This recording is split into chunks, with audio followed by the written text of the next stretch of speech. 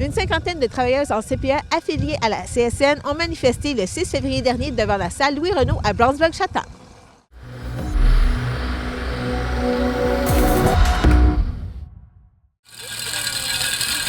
Le 6 février marquait la deuxième journée de grève nationale des 13 000 travailleuses des CPE affiliées à la Confédération des syndicats nationaux. La présidente du Conseil central des Laurentides pour la CSN a précisé le nombre de membres touchés dans la région. Bien, dans le fond, on représente toutes les travailleuses et travailleurs des CPE de la région des Laurentides. Pour nous, ça représente environ 1000 membres dans le fond, dans des équipes, que ce soit des préposés à l'alimentation, que ce soit des éducatrices spécialisées, des jeunes à l'administration. Alors, on représente toutes ces personnes-là. Sur le territoire de la MRC d'Argenteuil, les CPE touchés sont celui du Rêve de Cayette, de Gore, des Bons Amis et de la Puce à l'oreille. Cela représente environ 325 enfants. Chantal Maillet a donné plus de détails sur les revendications de ses membres. Les travailleurs aimeraient ça avoir des heures pédagogiques en surplus pour bien préparer les plans de travail, l'éducation à la petite enfance. Il y a aussi, on ne vous cachera pas, au niveau salarial, parce qu'actuellement, en haut de l'échelle, une éducatrice spécialisée gagne environ 30 $ de l'heure après 11 ans d'ancienneté. Et puis quelqu'un qui s'occupe de l'alimentation, c'est un revenu à peu près autour de 23 $ au dernier échelon, qui représente à peu près un salaire de revenu de 45 000 tout au plus là, par année. On parle aussi de ratio enfants, du nombre d'enfants par éducatrice. Bien, oui, le ratio est important. Puis je pense qu'il y a aussi les pauses, des remplacements de pauses.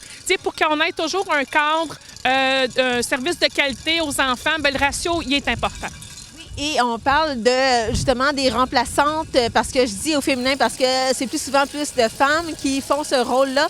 C'est difficile d'en avoir. C'est difficile également d'avoir des gens qui vont aller justement au cégep pour obtenir une technique, par exemple. Bien oui, parce que les conditions de travail sont pas si attrayantes que ça. Je viens de parler des salaires, mais il y a aussi les congés, il y a aussi tout le niveau d'organisation de travail aussi qui fait en sorte que les conditions de travail sont pas idéales. On veut pas vivre une pénurie de main-d'œuvre, même si on la vit aujourd'hui, mais on ne veut pas l'accentuer. Alors, on demande au gouvernement de travailler à la table de négociation pour faire en sorte que les parents, les enfants aient des services de qualité. Puis vous savez, si aujourd'hui les femmes peuvent aller travailler, parce qu'on le sait que encore aujourd'hui, en 2025, c'est les femmes qui s'occupent le plus souvent des enfants à la maison. Bien, c'est grâce au CPE, les deux parents peuvent aller travailler, notamment les femmes. Est-ce que vous croyez donc que le gouvernement sous-estime l'importance des travailleuses? Bien, je pense qu'il manque de valorisation. Je pense qu'ils ont de la misère à comprendre le service qu'ils doivent donner, l'encadrement qu'ils doivent donner. Là, les travailleuses et travailleurs dans les CPE, c'est pas des gardiens d'enfants. Hein? On peut pas faire ce qu'on veut.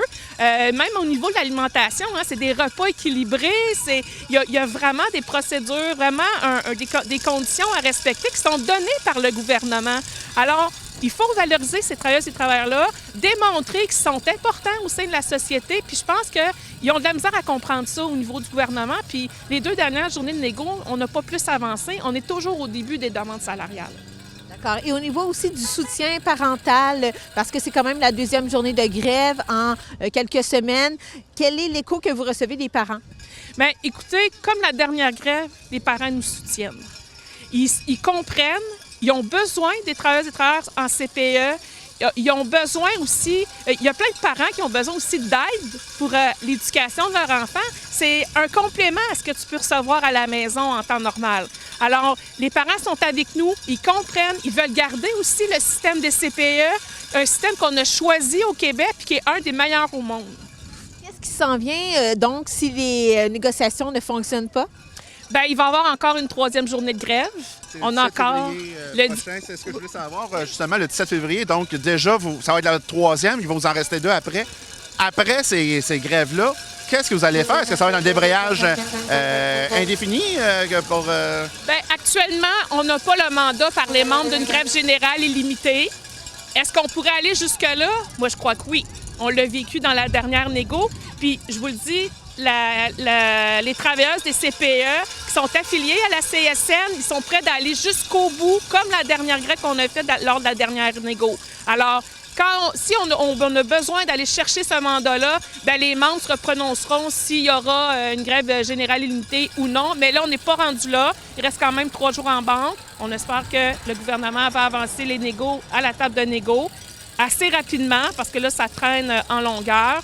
On veut avoir des réponses, mais on est toujours en attente. Alors, le 17 février, bien, on sera encore là, dehors, froid, n'importe quelle température, on va y être. La dernière fois, vous étiez du côté de Saint-Jérôme, c'est un rassemblement régional. Là, cette fois-ci, donc c'est plus local, si on peut dire. Donc, c'est vraiment des gens d'Argenteuil qui sont ici aujourd'hui à un point central à la salle Louis-Renault, si je comprends bien. Oui, dans le fond, c'est toutes les CPE d'Argenteuil qui sont ici. Les Saint-Jérôme, ils sont au centre-ville. On en a d'autres qui sont à Mont-Tremblant, La Belle, etc. Fait qu'ils se sont séparés là, entre eux. La prochaine fois, le 17 février, on n'a pas établi encore le plan, mais ça va arriver sûrement là, par localité, les gens vont être là.